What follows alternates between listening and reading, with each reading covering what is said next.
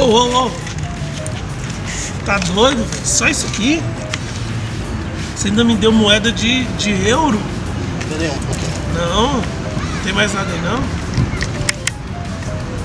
R$1? Não, Então fica um. Isso nem vale mais não. Cara, imagina, velho. Eu acordo 10 horas da manhã pra trabalhar. Trabalho até meio-dia, paro pra almoçar. Volto às 2 até às 6. Você vem aqui e me dá R$1. Se todo mundo que passar aqui fizer isso, eu quebro. Vou voltar a ser design gráfico. Você já, volta aqui. Você já viu quanto que é um Red Bull? Você já viu o preço de um sanduíche no Madeiro? Você já viu quanto que custa uma hora de internet na Lan House? Livro, cara, eu gosto de ler livro. Livro é R$39, R$29,90.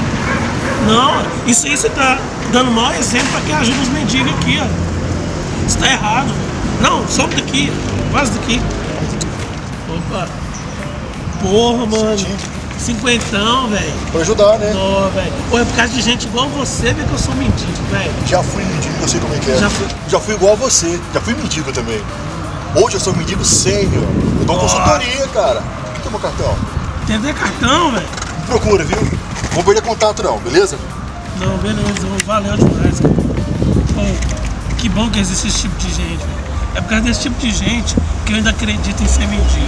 Ô, pera aí, cara. Vamos tirar uma foto aqui pro Instagram aqui, igual Vamos. vocês são poucos aqui, ó. Olha lá.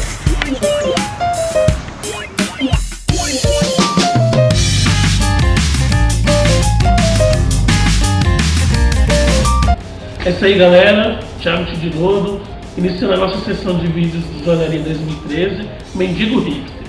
Mas, como ele é mendigo, ele tem que pedir a sua esmolinha. Então vai lá, ó, se inscreve no canal, compartilha, dá joinha e confere aqui, ó, a galerinha da equipe técnica que ajudou a disponibilizar esse vídeo. Isso aí, valeu, Tidilodo desconectando.